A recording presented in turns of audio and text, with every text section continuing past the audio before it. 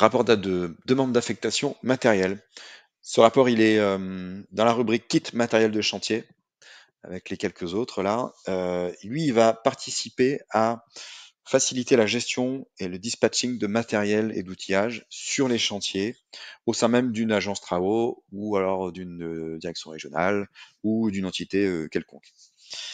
Le sens de ce rapport, c'est de permettre à son demandeur d'exprimer son besoin. Alors, le demandeur, ça peut être un chef de chantier, ça peut être un conducteur de travaux pour le compte de son chef de chantier.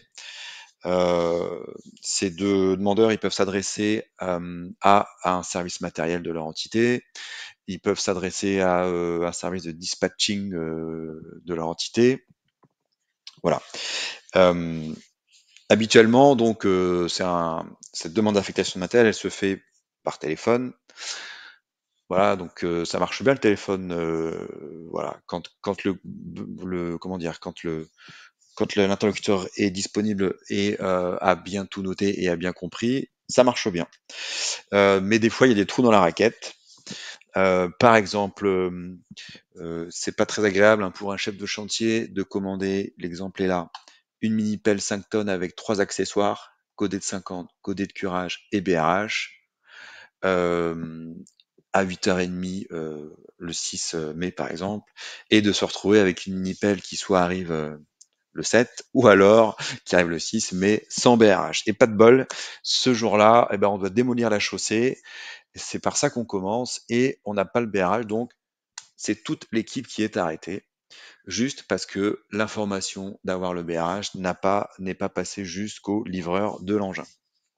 Donc tout l'intérêt de ce rapport, c'est de tracer les choses. Hein, ça va permettre de bien clarifier le besoin. Ça prend pas beaucoup de temps. Euh, et voilà, la valeur ajoutée, elle est réelle. Donc dans le rapport, il est simple. Hein. Il y a un responsable de chantier, une date et heure de la demande. Je pourrais aussi mettre, je vais remplacer d'ailleurs ce champ-là par date et heure, ça sera peut-être plus sympa.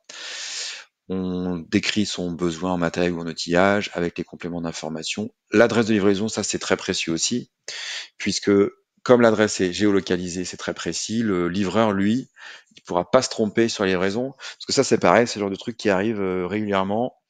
On a besoin d'une pelle à un endroit, elle est livrée 800 mètres plus loin, et ben du coup, qu'est-ce qui se passe? Le chauffeur de pelle, il va faire 800 mètres à la pelle, donc il va perdre aussi un petit peu de temps pour retrouver le chantier.